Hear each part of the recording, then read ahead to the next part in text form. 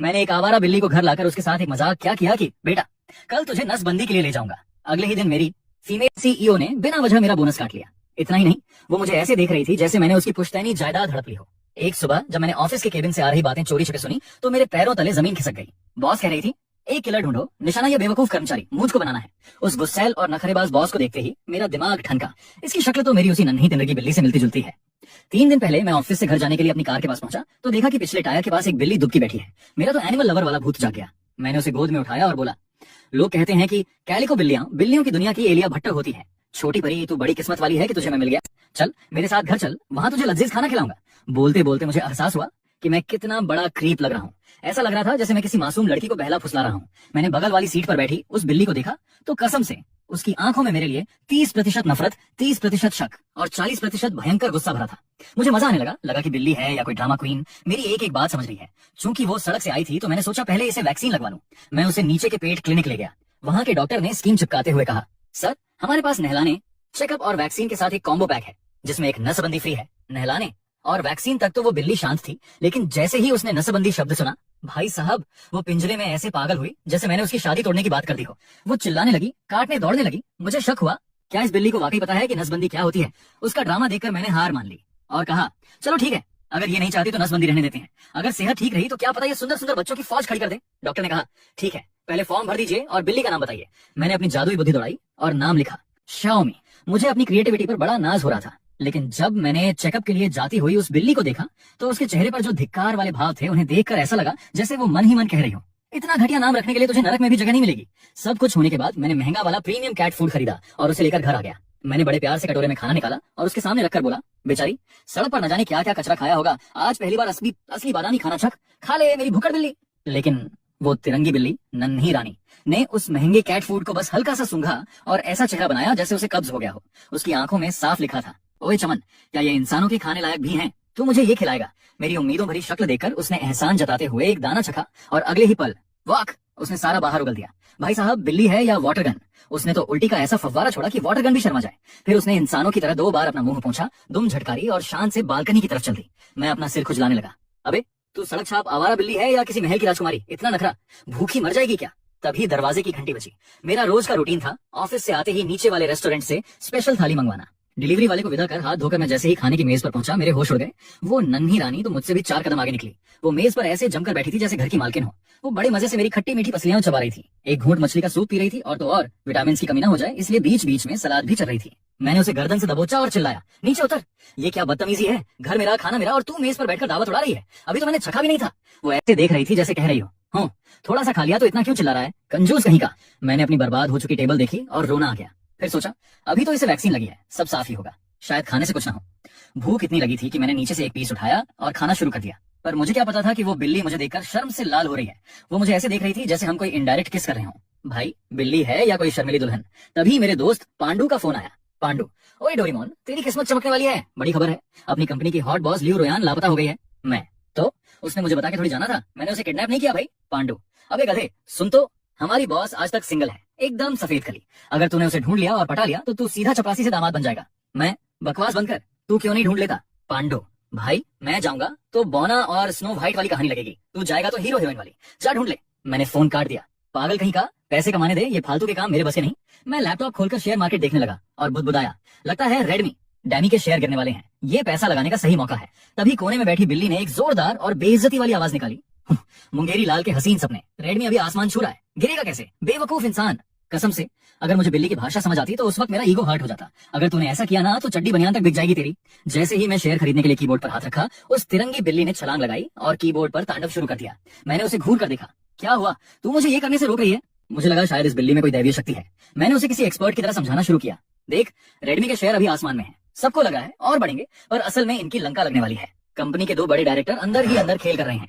उधर बिल्ली जो असल में बॉस थी, मन ही मन सोच रही थी, ये ऑफिस का फालतू कर्मचारी इतनी अंदर की खबर कहां से लाया, इसके पास तो तगड़े जुगाड़ हैं। पर अगर ये इतना स्मार्ट है तो मेरी कंपनी में क्लर्क बन के गालियां क्यों खा रहा है? खैर मैंने अपना काम निपटाया और घोड़े बेचकर सो गया। लेकिन हॉल में सोफे पर बैठी उस बिल्ली की आंखें चमक रही थीं।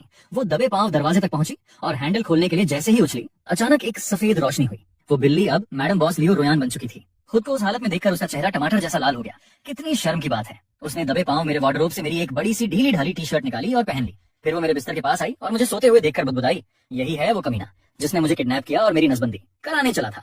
उसने हवा में ही मेरे एक नाजुक अंग पर मारने का इशारा किया जैसे अपना बदला ले रही हो।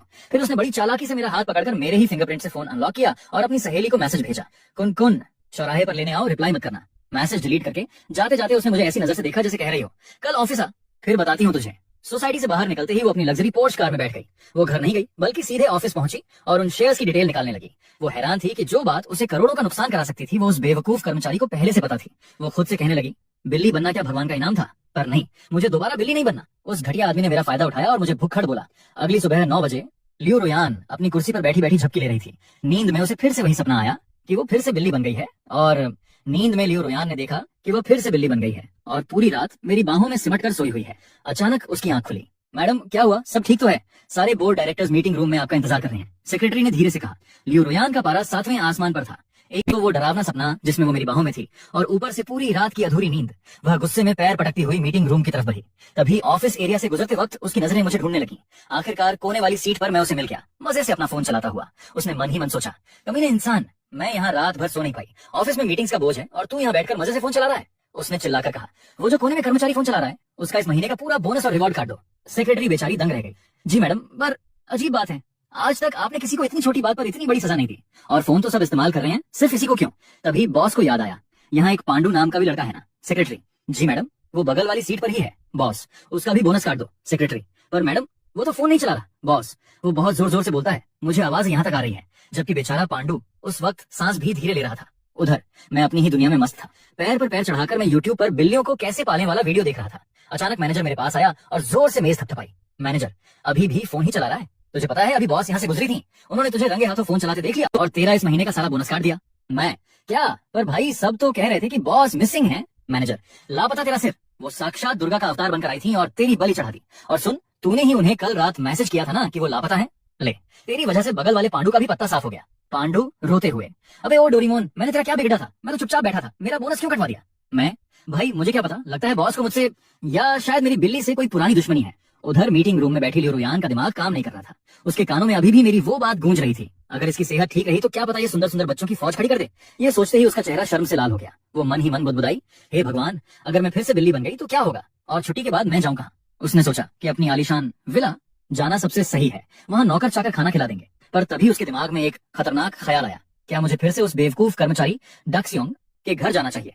फिर उसने खुद को झिकझका, नहीं, पिछली बार तो इत्तेफाक था, लेकिन अब जानबूझकर जाना तो जासूसी करने जैसा होगा। मैं इतनी बड़ी कंपनी की सीईओ होकर एक मामूली कर्मचारी के घर रहूंगी? आखिरकार बॉस ने एक बीच का रास्ता निकाला। उसने अपनी सेक्रेटरी को बुलाया, बॉस, लिली, उस कर्मचारी के घर के पास ही एक फ्लैट किराए पर लो, और हाँ, उसका दरवाजा ऐसा होना चाहिए जिसे एक बिल्ली भी आसानी से धक्का देकर खोल सके। सेक्रेटरी हैरान होकर, जी मैम, पर बिल्ली वाला दरवाजा क्यों? वह मन ही मन सोचने लगी, हमारी बॉस को अचानक बिल्लियों का इतना दौरा क्यों पड़ने लगा है? कहीं पागल तो नहीं हो रही? इधर ऑफिस में मेरा और पांडु का रोना धोना जारी था। पांडु, भाई ये कैपिटलिज्म बहुत बुरी चीज है, बोलने पर बोनस काट लिया, ये तो सरासर जुल्म है। मैं, अबे तूने ही तो कल कहा था कि बॉस गायब हो गई है, वो न्यूज तुझे कहां से मिली थी? पांडु, कल छुट्टी के वक्त मैंने देखा था कि बहुत सारे लोग पार्किंग में बॉस को ढूंढ रहे थे, वो अचानक गायब हो गई थी। मुझे लगा किसी ने किडनैप कर लिया, पर ये तो आज सुबह आकर मेरी ही बलि ले ली। मैंने किडनैप थोड़ी किया था जो मुझ पर गुस्सा निकाल रही है। मैं सोचने लगा कि कल शाम तो मैं भी पार्किंग में ही था, मुझे तो ऐसा कुछ नहीं दिखा। खैर, अब घर में एक बिल्ली नन्ही रानी का जिम्मा है तो ऑफिस की टेंशन शोधनी पड़ेगी। पता नहीं घर जाकर क्या क्या तबाही देखने को मिलेगी। शाम के ठीक 4 बजे बॉस ने ऑफिस से पलटी मारी और अपने नए किराए के घर पहुंच गई, जो ठीक मेरे घर के पास था। उसने कपड़े बदले और इंतजार करने लगी कि कब बिल्ली बनने का वक्त हो और वो पैडोस में झांकने जाए। उधर मैं घर पहुंचा तो सोचा, आज इस बिल्ली को कुछ स्पेशल खिलाऊंगा, शायद कल की उल्टी का बदला आज प्यार से पूरा हो जाए। पर मुझे क्या पता था कि मेरी नन्ही रानी बगल वाले फ्लैट में अपनी आलीशान पॉश कार की चाबियां फेंक कर बैठी है। कुछ हल्का फुल्का खाने के बाद बॉस लियो रोयान अपने बिल्ली अवतार में जाने का इंतजार करने लगी। ठीक 5 बजते ही उसे एक अजीब सी बेचैनी महसूस हुई, बिल्कुल वैसी जैसी जोर से टॉयलेट आने पर होती है। अचानक एक सफेद रोशनी चमकी और वह फिर से वही 3 रंगों वाली बिल्ली बन गई। तो रोज शाम 5 बजे मैं बिल्ली बन जाती हूँ। उसने वक्त नोट किया और फुर्ती से दरवाजा धकेलकर बाहर निकल गई। वह सीधे मेरे घर के दरवाजे पर आकर मेरा इंतजार करने लगी। दिन भर की थकान और अभी अभी खाए खाने की वजह से उसे भयंकर नींद आने लगी। जैसे ही वह जमीन पर दुबकने वाली थी, उसने अपनी बिल्ली वाली टांगों को एकदम सीधा कर लिया। नहीं, मैं एक बिल्ली की तरह गोल मोल होकर किसी का इंतजार नहीं कर सकती। अगर मैं ऐसे बैठी तो लगेगा कि मैं सच में एक पालतू जानवर हूँ, जबकि हकीकत में ये आदमी दक्ष मेरा कर्मचारी है। उसने फैसला किया कि वह खड़े होकर इंतजार करेगी, बिल्कुल उस मालकिन की तरह जो अपने नौकर के घर लौटने का इंतजार करती है। करीब 2.5 घंटे बाद जब मैं कॉरिडोर में पहुंचा तो दूर से ही नन्ही रानी को दरवाजे पर सीधा खड़ा देखकर मेरी हंसी छूट गई। मैं, अरे ये बिल्ली तो बड़ी नखरेबाज है, खड़े खड़े सो रही है और तू बाहर कैसे निकली? क्या तुझे दरवाजा खोलना भी आता है? मान गए मेरी नन्ही रानी को। उधर बॉस मन ही मन फुंकार रही थी, तू अपनी बॉस से ऐसे बात कर रहा है और ये नन्ही रानी क्या है? कितना घटिया और पुराना नाम है, जैसे गांव के किसी कुत्ते का नाम शेरू होता है। मैंने दरवाजा खोला और उसे अंदर छोड़ दिया। मैं, चलो घर आ गए नन्ही रानी। बॉस सोचते हुए, ये घर नहीं है, मैं यहाँ सिर्फ जासूसी करने और अपने कर्मचारी के बर्ताव को चेक करने आई हूँ। अगर तूने अच्छा काम किया तो प्रमोशन दूंगी, पर इसे मेरा घर समझने की भूल मत करना, कभी नहीं। अंदर आकर मैंने खिड़की खोली और ठंडी हवा के मजे लेने लगा। फिर अचानक मुड़ा और उस पर सवालों की बौछार कर दी। कल तू कहाँ गायब थी, बाहर कैसे गई, और मेरी टी शर्ट कहाँ है जो गायब हुई थी? बिल्ली ने अपना चेहरा एकदम मासूम बना लिया, जैसे कह रही हो मुझे क्या पता, मैं तो बस एक नन्ही बेकसूर बिल्ली हूँ। उसकी मासूमियत देखकर मेरा दिल पसीज गया और मैंने हाथ बढ़ाकर उसके सिर को सहलाने की कोशिश की। बॉस चेतावनी देते हुए, खबरदार मुझे हाथ मत लगाना। मुझे लगा नई बिल्ली है, थोड़ा नखरा तो करेगी ही, पर मैं भी कहाँ मानने वाला था। मैंने झपट्टा मारकर उसे गोद में उठाया और उसकी पर बालों को उल्टी दिशा में रगड़ दिया। बिल्लियों के लिए यह बहुत चिड़चिड़ा एहसास होता है, बिल्कुल वैसे ही जैसे आप सोकर उठें और आपके बाल पीछे से बुरी तरह उलझे हुए हों। बॉस को भयंकर गुस्सा आया और वह बुरी तरह छटपटाने लगी। जैसे ही मैंने अपना मजाक पूरा किया, उसे नीचे पटक कर मैं हंसते हुए भाग गया। पीछे से बिल्ली ने अपनी आंखें सिकोड़ी और अपने तेज नाखून बाहर निकाल लिए। उसके दिमाग में मेरा मर्डर करने का प्लान चल रहा था। ये आदमी नहीं, नीच इंसान है। सच कहते हैं बिल्लियों का सबसे बड़ा दुश्मन कुत्ता ही होता है। अबे ओ जंगली, तुझे पता नहीं कि बिल्ली के बाल उल्टे नहीं रगड़ते?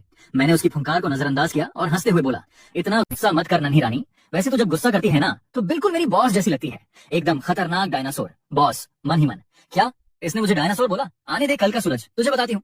मैं नहाने चला गया और बोला, मैं नहाकर आता हूँ, फिर तेरे साथ खेलूंगा। बॉस जावे, किसी कुत्ते को तेरे साथ खेलना होगा, मुझे नहीं। तभी उसे जोरों की प्यास लगी। उसने बिल्ली वाले कटोरे अरा भाई को देखा और मुंह सिकोड़ लिया। मैं कोई बिल्ली थोड़ी हूँ जो जमीन पर झुककर पानी पीऊंगी, कभी नहीं। फिर उसकी नजर मेज पर रखे मेरे पानी के गिलास पर पड़ी। वह फिर हिचकिचाई, लेकिन यह तो उस लड़के का झूठा पानी है। अगर मैंने इसे पिया तो क्या यह इनडायरेक्ट किस होगा? प्यास इतनी तेज थी कि उसने मर्यादा की बलि दे दी। वह मेज पर चढ़ी और अपना मुंह गिलास में डालकर गटागट पानी पी गई। प्यास बुझाने के बाद उसने शरारत से अपने पंजे गिलास में डाल दिए।